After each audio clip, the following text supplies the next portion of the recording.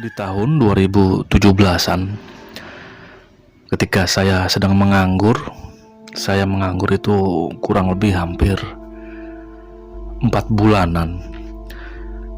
Nah, pada suatu hari datanglah teman saya ini ke rumah saya. Sebutlah dengan Bang Bolang. Bang Bolang ini memberi informasi bahwa ada lowongan pekerjaan tenaga security. Akhirnya saya mendapatkan informasi tersebut dan mencoba melamar ya. Saya ikuti semua prosedur yang dibutuhkan, baik persyaratan administratif atau yang lainnya. Nah, kemudian lamaran itu pun jadi. Langsung saya kirimkan ke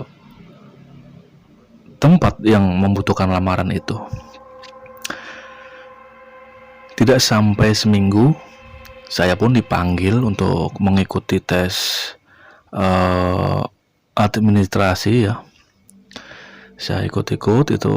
Kemudian tes ini sebetulnya tes memang seperti tanya jawab. Nah, saya pulang. Tidak sampai 3 hari kemudian saya pun dipanggil kembali untuk kumpul di satu gedung. Dan ternyata ketika saya sudah sampai ke gedung tersebut, ini banyak juga yang datang. Kurang lebih mungkin ada hampir 30 sampai 40 orang. Jadi ini mungkin disebut proses seleksi. Di sini kami dites baris per baris. Istilahnya diajarkan bagaimana baris per baris. Nah, setelah itu selesai, kurang lebih mungkin setengah harian, saya pun pulang.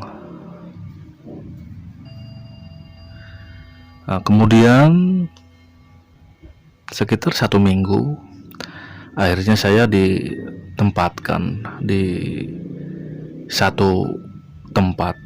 Namun memang saya sendiri merasa aneh karena jujur saya ditempatkan di sebuah makam. Jadi istilahnya saya menjaga makam ini. Nah, untuk wilayah makam tersebut memang diisi oleh 3 orang security. Jadi kalau siang itu diisi sendiri, nah giliran yang malam ini diisi oleh 2 orang security. Jadwal ini selalu di rolling lah, selalu berputar. Nah, ada juga rolling tempat. Nah, ketika rolling tempat ini, saya tidak menjaga makam, namun menjaga taman-taman atau ruang hijau terbuka ya. Nah, itu saya lebih suka karena jujur memang itu lebih enjoy. Namun ketika menjaga makam lah, inilah yang membuat saya sendiri agak kurang betah. Nah, kalau malam ini kan jaganya memang berdua.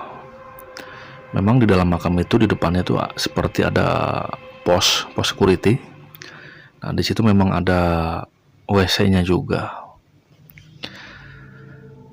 Kadang-kadang kalau di antara kita ini sudah ada yang mengantuk, ya kita berdua ini sekedar berpatroli untuk menghilangkan rasa kantuk. Namun yang bikin bete atau bikin kita sedikit agak bosan kalau jaga siang hari. Mending kalau kadang-kadang ada peziarah yang datang, kita agak terhibur, agak ramai. Namun tidak jarang pula kondisi siang hari ini sangat-sangat sepi sekali. Saya paling di pos ya hanya duduk ngopi, ya kadang-kadang patroli ke sekitaran makam. Memang makam ini tidak terlalu besar karena makam ini benar-benar berada di tepat tengah-tengah pemukiman yang padat. Namun sekeliling makam memang dipagar, hanya ada satu gerbang makam di depan yang dekat pos saya jaga. Jadi dengan bentuk seperti kubus, ini pagar makam ini bersinggungan langsung dengan rumah-rumah penduduk dengan ukuran pagar yang tinggi. Nah, seperti yang saya bilang, kadang-kadang walaupun siang ini suasana tetap sepi, apalagi kalau sesudah hujan atau mendung, ini sangat sepi sekali. Ya, kalau namanya mencium aroma-aroma tidak enak atau wangi dan lain-lain itu bukan hal yang aneh kalau menurut saya. Namun ya namanya tugas, biar kata sendiri, tetap saya jalankan dengan penuh dedikasi. Seperti biasa, rolling itu berjalan. Siang hari 1 orang, malam hari 2 orang, dan ini 3 orang ini selalu bergantian. Nah, kalau malam hari ini kadang-kadang memang yang berat kalau lagi hujan ya. Ini sangat sepi sekali. Namun tetap tugas rutin pengontrolan hampir tiap jam kita lakukan walaupun di tengah kondisi gerimis atau hujan. Ya, bisa Anda bayangkan dengan kondisi seperti itu, kita tetap berpatroli. Ya, namanya tugas. Nah, ini ada satu peristiwa yang saya alami. Saya alami ini benar-benar yang akhirnya membuat saya tidak kuat, dan saya pun akhirnya resign ya dari pekerjaan tersebut. Karena gini, yang saya ingat, kejadian itu terjadi sebelum Isya. Jadi karena memang jam kerja ini 12 jam, mulai jam 7 pagi, nanti gantian shift jam 7 malam. Nah, kejadian itu terjadi lagi, istilahnya yang saya alami itu baru sekitar setengah 7 malam lah, sesudah maghrib. Nah, kondisi pada waktu itu memang gerimis. Saya sudah menyalakan lampu penerangan yang ada di depan makam, juga lampu yang ada di pos satpam saya nyalakan. Nah, saya pun karena memang di ruang security itu agak lumayan besar, jadi kita bisa beribadah ya di sana. Juga ada sumber air. Nah, saya pun melaksanakan kewajiban sholat maghrib. Nah, kemudian setelah sholat saya siap-siap untuk shift turun nih, atau pergantian shift antara yang siang dan malam. Nah, saya siap-siap, saya mulai berganti pakaian dan mengisi buku laporan. Nah, tiba-tiba bulu kuduk saya ini merinding dengan sangat terasa sekali di kulit. Suasana mendadak tiba-tiba ini hening, sangat hening. Ceder, lampu mati. Di dalam pemakaman dengan kondisi lampu mati yang suasana hujan, saya panik. Saya cari-cari korek. Saya lupa korek ini ada di mana. Saya cari di laci, tidak ada. Saya raba-raba di celana panjang juga tidak ada. Padahal saya ingat, korek tadi ini seperti ada di atas meja. Karena memang di laci itu ada lilin ya. Tidak ketemu juga. Saya ini keringat sudah sebesar-besar biji jagung. Sampai keringat di muka juga sama. Ternyata ini mati lampu, bukan turun. Saya panik. Di situ saya lihat jam dengan senter HP. Jam sudah menunjukkan jam 7 kurang. Nah, saya cari lagi korek api ini untuk menyalakan lilin. Namun hasilnya nihil. Nah, karena memang tidak ketemu, akhirnya saya mencoba keluar dari pos security. Karena hujan, kadang-kadang kan ada kilatan-kilatan ya. Dengan kilatan tersebut seperti lampu blitz, kita bisa melihat lokasi pemakaman. Walaupun durasinya memang tidak lama ya lampu kilatnya, namun sesekali terlihat jelas klep. Nah, di mata saya akhirnya melihat satu benda berdiri, itu tidak jauh dari pos satpam, di salah satu pohon, entah pohon kantil atau pohon apa, saya kurang paham. Pas sekali di samping pohon. Awalnya saya ragu itu sosok apa, atau hanya pikiran saya yang ketakutan. Nah, ada lagi kilatan, klep.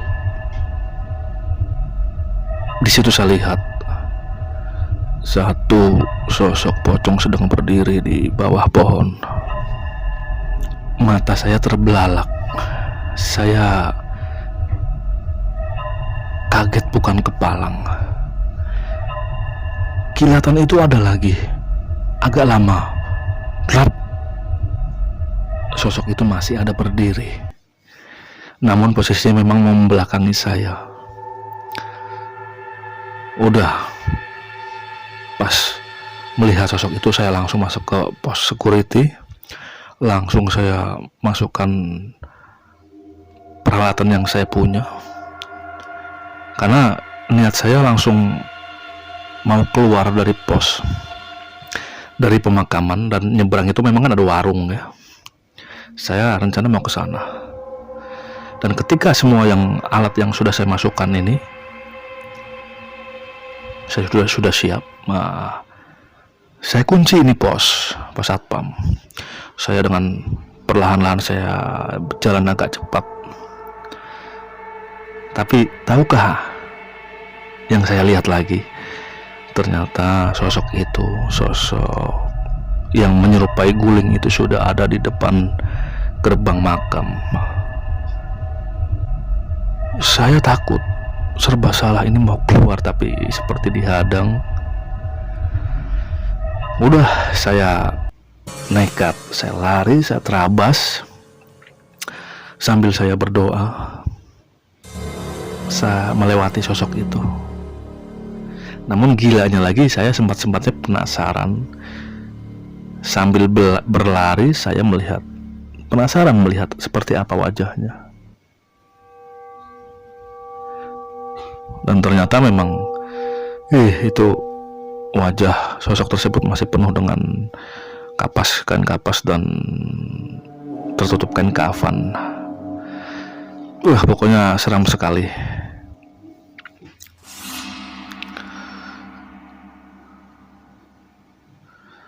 Ya, akhirnya saya menunggu turun shift ini di warung seberang makam, menunggu kawan saya. Nah, tidak lama kemudian kawan saya ini datang dengan motor. Nah, sebelum masuk pemakaman, kawan saya panggil. Nah, dia bingung, kenapa nggak jaga di dalam? Enggak, ini keburu hujan, saya nggak sempat ke dalam. Saya jawab seperti itu. Akhirnya kunci saya serahkan.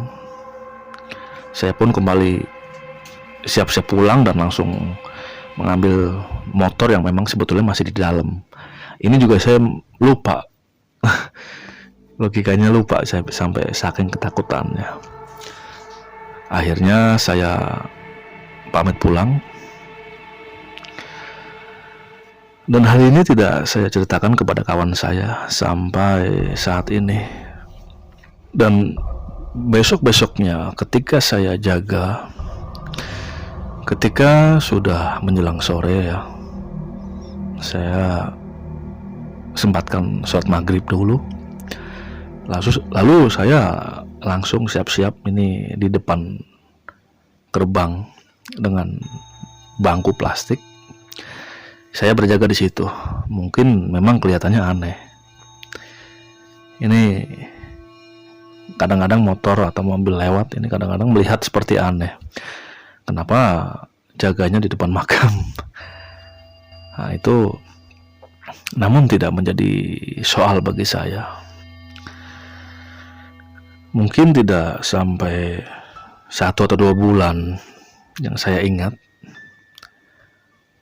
Akhirnya saya pun mengundurkan diri karena saya tidak kuat dengan tempat pekerjaan yang seperti itu. Mental saya tidak kuat. Jadi akhirnya saya mengundurkan diri. Ya, sebetulnya yang membuat saya tidak kuat bukan hanya hal mistis, namun ya karena memang sendiri ya. Jadi di jalan ini tidak ada kawan, jadi seperti merasa bosan. Ya entah sekarang, mungkin kalau sekarang mungkin sudah 2 orang. Ini peristiwa yang memang benar-benar saya alami. Lokasinya ya masih di kisaran Jakarta. Namun di sela-sela padatnya Jakarta tetap saja ada daerah-daerah yang boleh dibilang masih mengandung hawa mistis yang boleh dikatakan seram.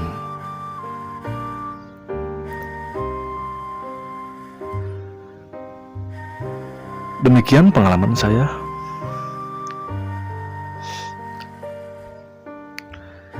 Saya ucapkan terima kasih atas waktunya Bang Pragivari.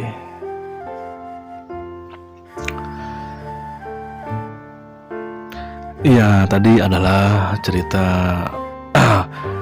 dari seorang kawan yang memang dulu pernah mengalami kejadian tersebut. Beliau ini sempat menjadi security, namun memang tugasnya menjaga makam atau kuburan. Dan peristiwa itu memang benar-benar beliau alami langsung.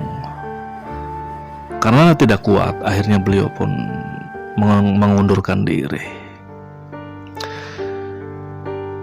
Demikian saya mencoba membawakan kisah yang beliau alami. Kurang lebihnya mohon maaf. Saya tutup. Wassalamualaikum warahmatullahi wabarakatuh.